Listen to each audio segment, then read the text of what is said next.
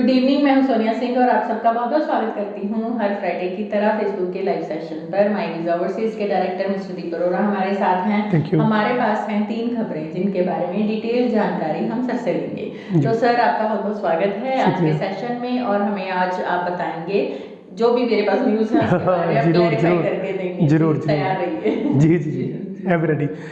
Thank you Sonia, इतने welcome के लिए। और जैसे एज यूजुअल आप एनर्जी से फुल रहती हैं। और आज के जो अपने 3 क्वेश्चंस प्रिपेयर किए हुए हैं और उसका हम कोशिश करेंगे कि आपकी जो थॉट्स हैं उस पर हम जस्टिफाई करें। और अल्टीमेटली जो बेनिफिट है वो तो स्टूडेंट का ही होने वाला, पेरेंट्स का होने वाला और व्यूज़ का होने वाला, राइट। सो जैसे आपको मालूम है कि my visa overseas Ghumar Mandi pearl palace Ludhiana से हम ऑपरेट कर रहे हैं। और सेकंड ऑफिस हमारा श्री गंगानगर में है और वहाँ से मिस्टर सिकंदर काम कर रहे हैं। आप 9 to 6 का भी उनसे बात कर सकते हैं। और लुधियाना में आपने मिलना हो मुझे मिल सकते हैं, मेरी टीम को मिल सकते हैं। 9815873700 पे आप कॉल करिए और अपना जो मीटिंग का जो टाइम लेके आप मिल सकते हैं, राइट।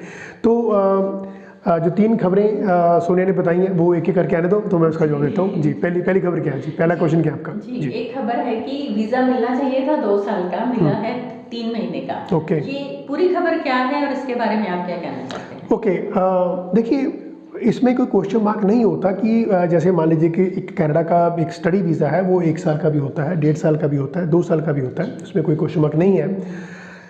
जब स्टैंपिंग होती है तो it is sole discretion power of the visa officer कि वो उस पर कितने मंथ्स या कितने ईयर का वीज़ा स्टैंप करते हैं। मान लीजिए कि कोर्स है 2 साल का और उन्होंने वीज़ा दिया 3 महीने का, कोई डरने वाली बात नहीं होती। 3 महीने का यदि आपको वीज़ा मिल जाता है तो यदि आप देखिए वीज़ा तो मिल गया आपको, आप कनाडा जाने के लिए एलिजिबल हो। कोई इमिग्रेशन ऑफिसर आपको ये नहीं पूछ सकता कि आप वहाँ पर क्यों जाना चाहते हो, because you have stamped visa on your passport, right. 3 महीने का वीज़ा है, आप वहाँ पर ये प्रूव कर सकते हैं कि मेरी जो ये LOA है, जो लेटर ऑफ एक्सेप्टेंस है, इसके बेसिस पे हमें वीज़ा मिला है, जेन्युइन LOA है। 2 साल का वीज़ा था और ये वीज़ा मिला है 3 महीने के लिए। वहाँ पर जाके इसको एक्सटेंड कराया जा सकता है। यदि आप वहाँ पर LOA आपकी वो कॉलेज जो है वो आपको LOA इशू करते हैं, दोबारा इशू करते हैं, तब आप दोबारा स्टैंपिंग के लिए पासपोर्ट भेज सकते हैं और वीज़ा जो है वो रिक्वायर्ड डेज़ या मंथ्स के लिए या ईयर के लिए लग जाता है। इसमें कोई घबराने वाली बात नहीं होती। ये रेयर केस होते हैं, यहाँ पर डिस्कस इसलिए करते हैं क्योंकि मान लीजिए आपके साथ भी ये होता है तो वो घबराने वाली बात नहीं होती। आप कनाडा पहुँचिए, सर्विस कनाडा आपकी हमेशा हेल्प में रहती है। आपके पास IR/PR जो है वो जो इमिग्रेशन का जो रेफ्यूजी प्रोटेक्शन रेगुलेशंस हैं वो आपके साथ होती है, पूरा फेडरल गवर्नमेंट आपके साथ होती है। यदि आप जेन्युइन है तो 3 महीने का वीज़ा है वो 2 साल में भी कन्वर्ट हो सकता है, उसमें घबराने वाली बात नहीं होती। जी, नॉर्मली मतलब 2 साल का लगना चाहिए था, स्टडी उसकी 2 साल की थी, लेकिन लगा 3 महीने का। कोई बात नहीं, वो 3 में जब जाएंगे तो उसको एक्सटेंड होके 2 साल में कन्वर्ट हो सकता है। एक जरूर नर्वसनेस आ जाती है स्टूडेंट में कि ये मतलब कैसे है, मुझे 3 महीने में वापस आना पड़ेगा जबकि 1 साल की फीस भी भरी। इसलिए आपने क्वेश्चन लिया ना ये वाला कि वो नर्वस सिस्टम जो है कि हरासमेंट ना हो। कोई ऐसा जो स्टूडेंट है यदि उनके साथ भी ऐसा होता है तो मैडम ने पहले ही उनको अवेयर कर दिया कि यदि आपके साथ ऐसा होता है तो घबराने वाली बात नहीं होती। आप कनाडा जाइए, वहाँ पर आपका जो वीज़ा है एक्सटेंड हो सकता है, एक्सटेंड कर दिया जाएगा, तो नथिंग टू वरी। और ज़्यादा आपको कॉलेज वाले भी गाइड कर देते हैं। एग्जैक्टली जिस कॉलेज में जा रहे हैं नेचुरली उनकी रिस्पॉन्सिबिलिटी बनती है कि वो आपको जो वीज़ा है वो एक्सटेंड करा के देंगे। ये शायद एक बहुत ही रेयर केस है, रेयर केस होते हैं, रेयर केस होते हैं इस तरह के रेयर केस, बहुत रेयर केस होते हैं। जी, पर अगर थोड़ा सा भी ऐसे हो जाता है, चलो मान लीजिए 3 महीने का आया है, किसी के पास 6 महीने का आ गया, 2 साल की स्टडी 1 साल का आ गया, तो भी कुछ ऐसा वरी करने की जरूरत नहीं है। हाँ, बिल्कुल। देखिए जो IRCC है, जो immigration and refugee citizen of Canada है, जो आपको स्टैंपिंग करके देती है, फेडरल गवर्नमेंट आपको स्टैंपिंग करके देती है। यदि वो स्टैंप करके दे रही है तो उसमें कोई घबराने वाली बात नहीं होती। आप कनाडा में जाके भी उसको वीज़ा को LOA लेकर वीज़ा को एक्सटेंड कर सकते हैं, कोई बड़ी बात नहीं। हो जाएगा उसके लिए इंडिया नहीं, नो, बिल्कुल नहीं, बिल्कुल इंडिया आने की जरूरत नहीं होती, वहीं पर आपका वीज़ा एक्सटेंड हो जाता है। जी, बहुत शुक्रिया सर। जी, और दूसरा मेरे पास क्वेश्चन है, जो करमजीत की खबर आ रही है, बहुत फेमस केस हो गया है, और जरूर इसके बारे में डिटेल बताइए क्योंकि कहीं से कुछ खबर आती है, कहीं से कुछ खबर आती है, तो लोग परेशान हो जाते हैं कि एग्जैक्ट खबर क्या है और एग्जैक्ट इसके बारे में क्या किया जा सकता है। जी, खबर ये है कि एक लड़की जो कि 2018 में इंडिया में थी और उसने ओंटारियो के एक कॉलेज का LOA लिया, जिसे लेटर ऑफ एक्सेप्टेंस कहते हैं, वीज़ा लग गया उसका। 2018 अप्रैल में वो लड़की कनाडा चली गई। अब उसके जो यहाँ पर कंसल्टेंट थे, इसलिए हम वीडियो बनाने का या आपसे बात ये शेयर करने का एक मकसद ये भी होता है कि बच के रहिए। हर एक कंसल्टेंट जो है वो आपको सही राय नहीं दे सकता। कोशिश ये करिए कि उसके पास एप्रोप्रिएट नॉलेज हो, तभी उसके पास जाइए। अब उस लड़की ने क्या किया कि ब्लाइंड फेथ किया एक कंसल्टेंट पे, और उसने उसको LO दे दी जो कि फेक थी। ओंटारियो के किसी कॉलेज से उन्होंने LO दी और 2018 में उसका वीज़ा लग गया।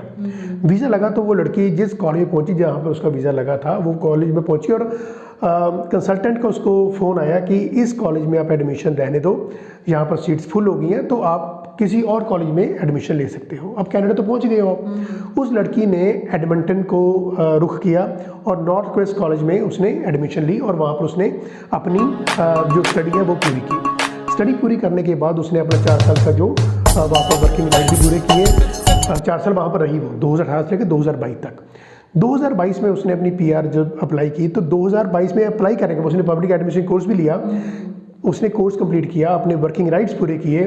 2022 में उसने PR डाली और PR में डालने में उसको इस चीज़ पे पूछा गया कि आपकी जो LOA थी, जो 2018 में आपने LOA डाली थी, वो किसी और कॉलेज की थी, पढ़े आप किसी और कॉलेज में हो, और वहाँ पर उसके कोई कज़न ब्रदर के सिग्नेचर किए हुए थे पुरानी LOA पे। उसको ये भी क्वेश्चन किया गया। अब यहाँ पर फिर वही बात आपके साथ पहुँचाने का मतलब ये होता है कि डॉक्यूमेंट के साथ छेड़खानी मत करिए। हम शुरू से कहते आ रहे हैं कि आज आप कोई टेम्परिंग करके या कोई ऐसे सिग्नेचर करके आप कनाडा पहुँच जाते हो, बट पता नहीं कि 2 साल 3 साल 4 साल 5 साल बाद जब आपकी स्टडी पूरी हो जाएगी या आपका पोस्ट स्टडी वर्क पूरा हो जाएगा या अपने जब PR के लिए एलिजिबल हो जाएंगे, तब ये धमाका हो सकता है। या आपकी जब सिटीजन का टाइम आता है किसी कंट्री में होने के लिए, तब ये धमाका होता है कि आपने पिछले अपने डॉक्यूमेंट के साथ छेड़खानी की, आपने टेम्परिंग की। वही इस लड़की के साथ हुआ। लड़की को ये कहा गया कि आपके ये जो सिग्नेचर है ये आपके नहीं है। वो कहते कि मेरे कज़न ब्रदर ने कर दिए। तो ये पहला क्वेश्चन हो गया। दूसरा, उसने ये कहा कि आपने जाना कहीं और था कॉलेज में, आप पहुंच के कहीं और। ये कहा कि सही बात है। वो कहते हैं मुझे कुछ नहीं मालूम, मेरे तो कंसल्टेंट ने कहा। जबकि जब कोई फॉर्म भरता है तो उसमें लिखा जाता है कि ये आप किसी की हेल्प ले रहे हो कंसल्टेंट की या खुद भर रहे हो। यदि वो लड़की या कोई स्टूडेंट ये साइन करता है कि ये मैं खुद फॉर्म भर रही हूँ, तो शी और he will be responsible for his all acts.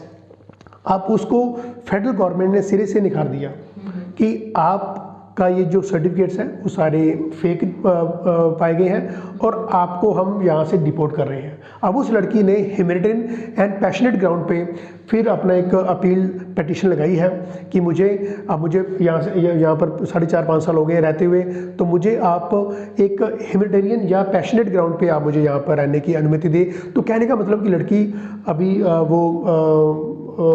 Handicap थी और यहाँ पर इंडिया में उसका इतना क्या कहते हैं वैल्यू नहीं थी, उसको ये लगा था, तो वो कनाडा में जाके अपना फ्यूचर बना सकती थी।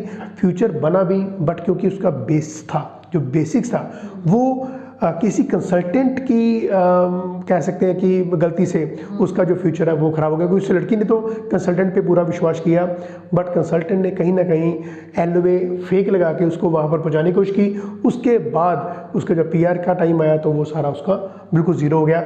ऐसी गलती कभी मत करिए कि आप ये कहते हैं कि सर बस हमें कनाडा पहुँचा दो, बस हम वहाँ पर पहुँच जाए। पहुँच के करके क्या, आपका लास्ट टारगेट तो नो डाउट कि PR का होता है। जब PR तक पहुँचेंगे तब ये इतना बॉम्ब ब्लास्ट हो जाता है कि मैं आपको बता नहीं सकता। तो किसी भी डॉक्यूमेंट के साथ आप अपना टेम्परिंग ना करिए। तो कर्मजीत के साथ ऐसा जो हुआ वो किसी के साथ ना हो, इसलिए हम आपके सामने ये बात रख रहे हैं कि कोई भी स्टूडेंट अपने डॉक्यूमेंट के साथ टेम्परिंग ना करे। अपने ओरिजिनल डॉक्यूमेंट जो है वही दिखाए, उसी को स्कैन करके भेजें। किसी भी किस्म का कोई फेक डॉक्यूमेंट यदि आप स्कैन करके भेजें और बाद में ये पाया गया कि ये गलत है, तो आपको बैन भी हो सकता है 5 साल का। जी, थैंक यू सर। और एक और क्वेश्चन है मेरे पास। जैसे अब खबर आ रही है कि जो फीस है, स्टूडेंट्स जो फीस भर के जाते हैं, जैसे 1 साल की भरते हैं या 1 सेमेस्टर की भरते हैं, तो फीस भरने की ज़रूरत नहीं है, आपका वीज़ा आता है, आप बिना फीस भरे जा सकते हैं। ये एग्जैक्टली क्या खबर है? जी, बिल्कुल ठीक है जी। देखिए कि तेहरान की फैमिली है, उसने जब वीज़ा अप्लाई किया तो उसका वीज़ा रिफ्यूज़ किया गया ये कह के कि आपके पास मनी नहीं है, जबकि उसके पास पैसा था। उसने अपनी फ़ी डिपॉजिट कराई हुई थी। अब जो IRCC है, जो immigration and refugee citizen of Canada है, इन्होंने या फेडरल गवर्नमेंट ने ये रूल निकाला है कि अब आपको फ़ी कनाडा की डिपॉजिट करने की ज़रूरत नहीं है। यू हैव टू शो कि आपकी इतनी आपके पास पेइंग कैपेसिटी है कि आप अगले साल की जो आपकी खर्चा है वो आपके बैग पे पड़ा हुआ है। जस्ट आपने सेटिस्फाई कराना है, जस्टिफाई करना है वीज़ा ऑफिसर को, तो फ़ी डिपॉजिट कराने की ज़रूरत नहीं पड़ेगी। ये एक बहुत बड़ी खबर है। इसको कितनी ऑथेंटिसिटी होती है, कैसे ये कवर अप होती नहीं होती, ये फ्यूचर बताएगा। बट अब जैसे SGS है, जैसे वियतनाम में, चाइना में, इंडिया में SGS है, जैसे स्टूडेंट टैक्स फ्रेमवर्क है, यहाँ पर 1 साल की फ़ीस जमा करनी पड़ती है। बाकी अदर कंट्रीज़ में 1 साल की फ़ीस जमा कराने की जरूरत नहीं होती, वो 1 सेमेस्टर की फ़ीस डिपॉजिट करा के भी कनाडा में आ सकते हैं। बट वो भी, उसमें भी उनको रिलैक्सेशन मिलेगी कि आपको 1 सेमेस्टर की फीस भी जमा कराने की जरूरत नहीं है। आप अपनी पेइंग कैपेसिटी दिखा दीजिए कि ये जितना आपकी फ़ीस है इतना मेरे पास ऑलरेडी बैंक में पड़ा हुआ है, ये जेन्युइन पैसा पड़ा हुआ है, मुझे वीज़ा लग जाएगा, मैं फ़ीस जमा करा दूंगा। जैसे न्यूजीलैंड में होता है या USA में होता है, ऐसी सोच रखी गई है। और यदि वीज़ा ऑफिसर ये सेटिस्फाई होता है, जस्टिफाई उसकी बात से होता है, तो वीज़ा मिल जाता है।